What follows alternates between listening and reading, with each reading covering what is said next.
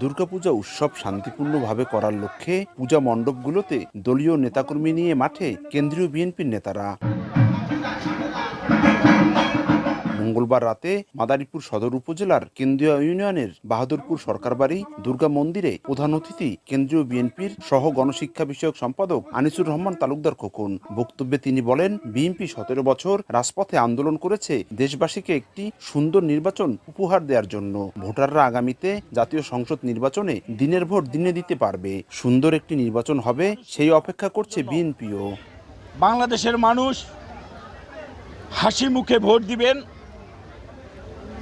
তার পছন্দের ব্যক্তিকে ভোট দিবেন, নির্বাচিত করবেন, সংসদে বসাবেন, রাষ্ট্র ক্ষমতায় আনবেন।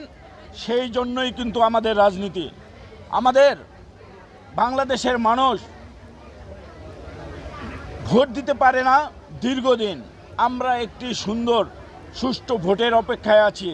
কেন্দ্রীয় বিএনপির এই নেতা আরো বলেন, স্বৈরাচার দেশ থেকে বিদায় হয়েছে, সেই দলের নিষেধাজ্ঞা তুলে তারা নির্বাচনে আসবে কিনা তা নিয়ে বিএনপির মাথা ব্যথা নেই। মানুষের সমর্থন নিয়ে নির্বাচনের মাঠে আছে বিএনপি জানিয়ে খোকন আরো বলেন, বর্তমান অন্তর্বর্তীকালীন সরকার থেকে কয়েকটি দল সুযোগ সুবিধা নিলেও বিএনপি এটি কখনোই করেনি। রাজনীতি করছি মানুষের ভালোবাসা নিয়ে, মানুষের সাথে আছি। কে আসবে কে আসবে না সেটা দিয়ে আমাদের কোনো হেডেক নাই।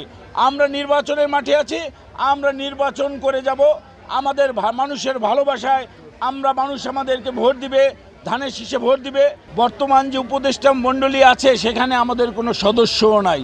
উপদেষ্টা মণ্ডলীতে তারাই আছেন, তারাই সরকারের প্রতিনিধিত্ব মনে করেন, তারাই যখন ঢাকার বাইরে যান পুলিশের সিকিউরিটি নেন। আমরা কিন্তু সরকারের কোনো স্বাদ পাইনি, পাওয়ার চেষ্টাও করিনি।